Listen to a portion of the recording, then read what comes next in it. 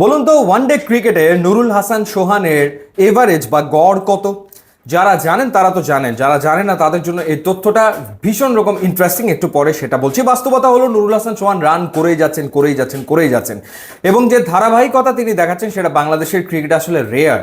10 ইনিংসের ভেতরে চারটা সেঞ্চুরি হাঁকিয়েছেন নুরুল হাসান সোহান। এর ভেতরে দুটো সেঞ্চুরি নিউজিল্যান্ড এ দলের বিপক্ষে, একটা তিনি হাঁকালেন ওয়ানডে ফরম্যাটে এবং আরেকটা তিনি হাঁকালেন সাদা পোশাকে 4 দিনের ম্যাচে নিউজিল্যান্ড এ দলের বিপক্ষে।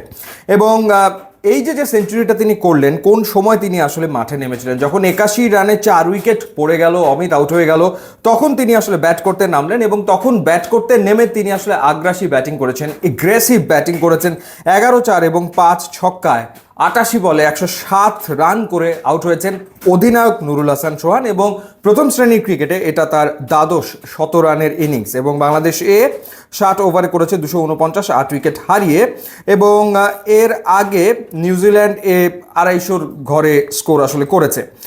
যেটা বলছিলাম যে নিউজিল্যান্ড এ দলের বিপক্ষে ওয়ানডেতে তিনি সেঞ্চুরি করেছিলেন 92 বলে, অর্থাৎ সেখানেও তিনি খুবই অ্যাটাকিং মুডে, অ্যাটাকিং মেজাজে ব্যাট করেছিলেন।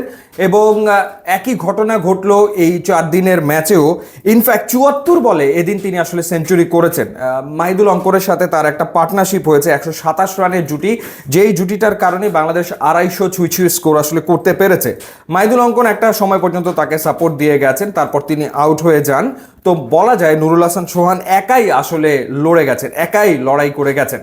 তো অধিনায়ক সামনে থেকে দলকে আসলে নেতৃত্ব দিচ্ছেন এবং তার ভেতরে এই গুণটা তো আছে। এটা আমরা দেখেছি যখন বিপিএল এর রংপুর রাইডার্সকে তিনি নেতৃত্ব দিয়েছেন, বা ঢাকা প্রিমিয়ার লিগ ক্রিকেটে ধানমন্ডি ক্লাবকে তিনি আসলে নেতৃত্ব দিয়েছেন।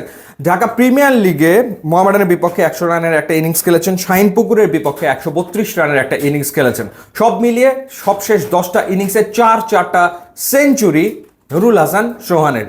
জাতীয় দলে ফেরাটা মনে হচ্ছে এখন সময়ের ব্যাপার মাত্র। শ্রীলঙ্কার বিপক্ষে হয়তো বা কোনো একটা ফরম্যাটে তাকে আমরা জাতীয় দলে দেখতে পারি।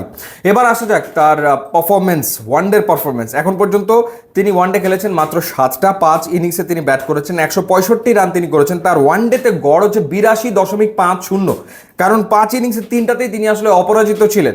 সো এইরকম পরিসংখ্যান থাকার পরেও তার ওয়ানডের ক্যারিয়ার খুব একটা লম্বা আসলে হয়নি, এবং না হওয়ার কারণ হচ্ছে হাতুরু সিং তাকে ব্যক্তিগতভাবে খুব একটা পছন্দ করতেন। এই হাতুরু সিং এর কারণে অনেক ক্রিকেটারের ক্ষতি হয়েছে, তার ভেতরে নুরুল হাসান সোহান আসলে একজন। তো সেই কারণে আসলে তিনি জাতীয় দলে ক্যারিয়ার লম্বা করতে পারেননি, সেই ঘটনাটা ঘটেছে। 11টা টেস্ট খেলেছেন, 7টা ওয়ানডে খেলেছেন এবং 46টা টি20 ম্যাচ খেলেছেন বাংলাদেশের জার্সিতে, এবং 11টা টেস্টের ভেতরে তার 3টা আসলে 50ও রয়েছে।